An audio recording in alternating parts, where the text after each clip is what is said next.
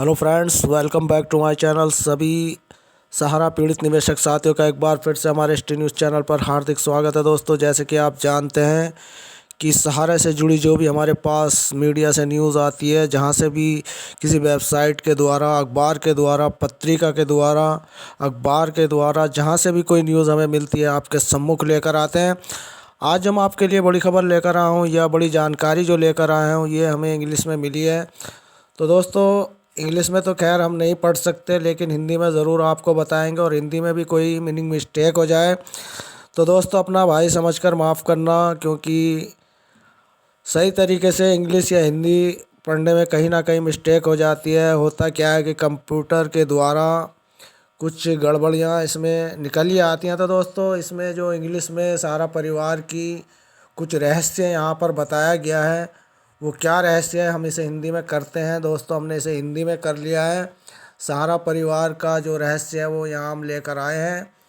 ये हमारे पास जो अपडेट आई है, ये भी हम बता दें। ये 13 नवंबर 2020 की अपडेट है। पूरी खबर 29 दिसंबर को मैंने लिखा था कि मैंने सहारा परिवार ने 10 साल में 1,10,000 करोड़ रुपए जुटाए थे। तो दोस्तों, ये लिखने वाले हैं सुचेता दलाल। इनका कहना है कि 29 सितंबर को मैंने लिखा था कि कैसे सहारा परिवार ने 10 साल में 1,10,000 करोड़ रुपया जुटाए थे। एक दर्दनाक चरण के दौरान यहाँ भारत के सर्वोच्चम न्यायालय द्वारा समूचे समूह के संरक्षण को लगभग 2 वर्षों के लिए अवगत कराया गया था। ये सनसनीखेज नंबर 2 नियामकों, सहकारी समितियों के केंद्रीय पंजीयक, भारतीय प्रतिभूति और नियामक बोर्ड सेबी द्वारा दी गई जानकारी से आए हैं। आप इस रिपोर्ट को यहाँ पढ़ सकते हैं। 1.5 महीने बाद सहारा के जमाकर्ताओं और उनकी संपत्ति की वास्तविक स्थिति के बारे में रहस्यम केवल गहरा हो रहा है। जी हाँ दोस्तों, यहाँ पर ये रहस्य कुछ गहरा हो जाता है, जबकि सरकार के निर्णायक रूप से कार्य करने की अनिच्छा अधिक खराब हो जाती है। आइए सहकारी समितियों के शीर्ष नियामक CRCS के साथ शुरुआत करें। इसके संयुक्त सचिव विवेक अग्रवाल ने गंभीर धोखाधड़ी जांच कार्यालय SFIO द्वारा जांच के लिए बुलाया। इस दावे के आधार पर कि विवादास्पद सहारा समूह की 4 बहु राज्य सहकारी समितियों ने 10 साल से अधिक समय तक 86 करोड़ 673 लाख की आश्चर्यजनक कमाई की थी। 2010 लगभग 8 करोड़ जमाकर्ताओं से। यहाँ दोस्तों, 2010 में ये इतनी बड़ी कमाई यहाँ पर 86 करोड़ से ज़्यादा दिखाई गई है। यह इंगित करता है कि सहारा के पास भारतीय बाज़ार में कुल 4 अद्वितीय निवेशक हैं, जिनकी म्यूचुअल फंड उद्योग भी शामिल है। श्री अग्रवाल ने पत्र में दावा किया था कि केंद्रीय नियामक को इन निवेशकों के 4 सहकारी समितियों से 8 महीने में 1500 शिकायतें प्राप्त हुई थी। सहारा हैरान था। 6 अक्टूबर को एक ईमेल में सहारा परिवार के डिप्टी डायरेक्टर गुलाम जिसान ने स्वीकार किया कि भुगतान में देरी हुई है, लेकिन दावा किया है कि सभी 1500 लोगों ने जो केंद्रीय रजिस्ट्रार से शिकायत की थी, उन्हें भुगतान किया गया था। उन्होंने यह भी कहा कि हम नियामक रूप से परिपक्वता भुगतान कर रहे हैं और 2 से 2.5 महीने में हमने 3 करोड़ 226.3 करोड़ रुपये 10.17.194 सदस्यों के लिए की परिपक्वता का भुगतान किया है। वह कहते हैं कि उस अवधि में कुल भुगतान का केवल 2.81% है और यह सहारा की कुल निवेश आबादी का केवल 0.07% है, जिसे यह स्वीकार करता है कि वह 8 करोड़ है। उन्होंने यह भी दावा किया कि सहारा पिछले 10 वर्षों में 4015 और हिंदी में 1,40,14,041 का परिपक्वता भुगतान 4.6 स्ट्रिड 33 निवेशकों को दिया था। हमें यह भी आश्वासन दिया कि सहारा इंडिया के पास तीन दुगुना देनदारी है। सहारा इंडिया के पास 3 गुना देनदारी है। फंड जुटाने और तैनाती के इन मनमौजी स्तरों के बावजूद सहारा और इसके बड़े लड़के अरबपति देशभक्त भारत के सबसे बड़े करदाताओं या राजस्व जनकों के बीच कभी बड़े पैमाने पर ध्यान देने योग्य व्यवसायों के बीच नहीं आते हैं। खेल के आयोजन की मीडिया आउटलेट्स के प्रयोजन को छोड़कर इसमें अधिकांश संचालक काफ़ी हद तक छायादार हैं।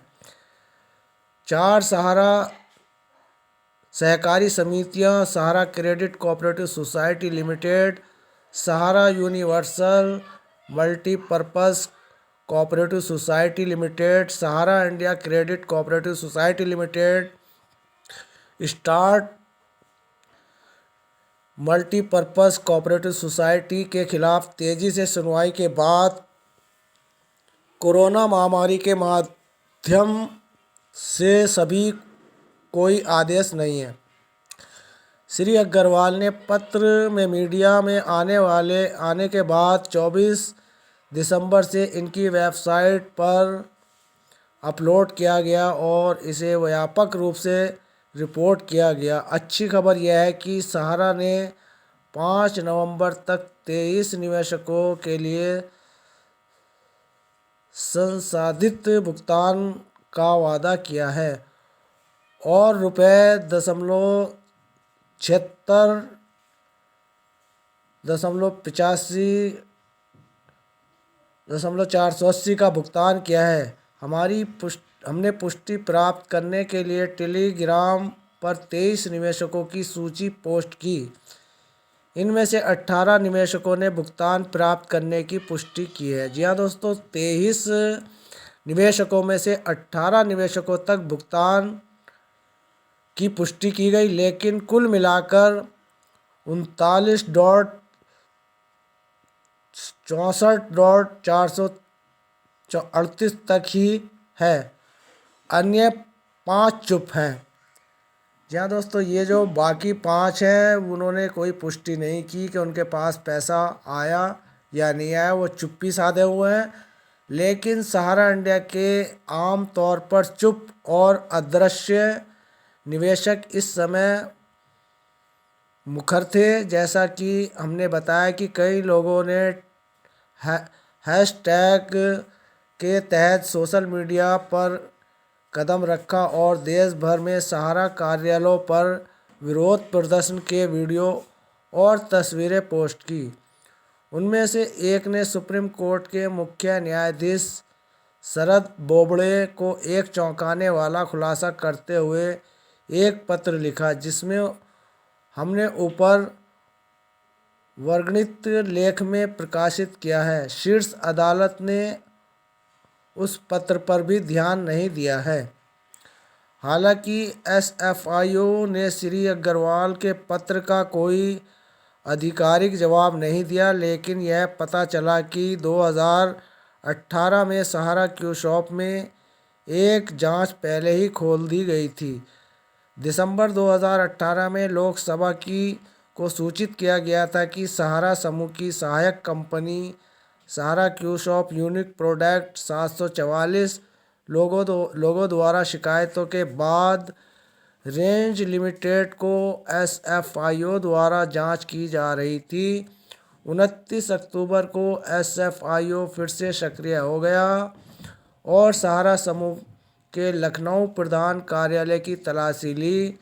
बिजनेस स्टैंडर्ड की रिपोर्ट है कि एसएफआईओ ने सहारा समूह की 9 कंपनियों की जांच का विस्तार किया है, जिसमें एक गोल्ड मार्ट और हाउसिंग कंपनी शामिल है। गूगल खोज से पता चलता है कि निवेशकों को चुकाने से इनकार करने के लिए सहारा प्रमुख और उनकी पत्नी के खिलाफ कुछ स्थानीय मामले भी दर्ज किए गए हैं। तो दोस्तों, ये सहारा से जुड़ी हमारे पास एक लंबी पेरिस है और एक बड़ी लंबी ये हमारे पास रिपोर्ट है। इस रिपोर्ट को दोस्तों अगर हम सुनाने पर आ जाएं तो आप सुनते सुनते सो जाएंगे, आपको नींद आ जाएगी। लेकिन यहाँ पर जो हमारे पास ये न्यूज़ है, ये न्यूज़ ख़त्म नहीं होगी। तो दोस्तों, आपसे हमारा अनुरोध है कि हम अब इसको क्रमशः में डाल देते हैं, यानी कि आधी अपडेट जो हमने आपको अभी सुनाई, उसके बाद की आधी अपडेट आपको हम यहीं से सुनाएंगे अगली वीडियो में। तो मनी लाइफ फाउंडेशन का प्रयोग ये रहेगा हमारा क्रमशः का अगला हिस्सा, यानी कि पार्ट 1 आपको हमने बता दिया और पार्ट 2 का हिस्सा हम अब अगली वीडियो में आपको ज़रूर सुनाएंगे। तो दोस्तों, मिलते हैं फिर किसी नई अपडेट के साथ, और नई अपडेट क्या, इसी के दूसरे पार्ट के साथ। कल आपके लिए ये नई दूसरा पार्ट बनाकर हम आपको सुनाएंगे। तो दोस्तों, न्यूज़ हिंदी में थी, वो सॉरी इंग्लिश में थी, इसको हिंदी में इसलिए किया गया क्योंकि हम जानते हैं कि हमारे सभी सहारा के पीड़ित ज़्यादा पढ़े लिखे नहीं हैं, हम खुद ज़्यादा पढ़े लिखे नहीं हैं, तो हम इंग्लिश में आपको क्या बता सकते हैं। तो दोस्तों, हमने आपके सुविधा के लिए और अपनी पढ़ने की सुविधा के लिए इस पूरी रिपोर्ट को पढ़ा हिंदी में, लेकिन ये आधी पढ़ी गई है, आधी हम आपको कल देंगे। तो दोस्तों, मिलते हैं, धन्यवाद।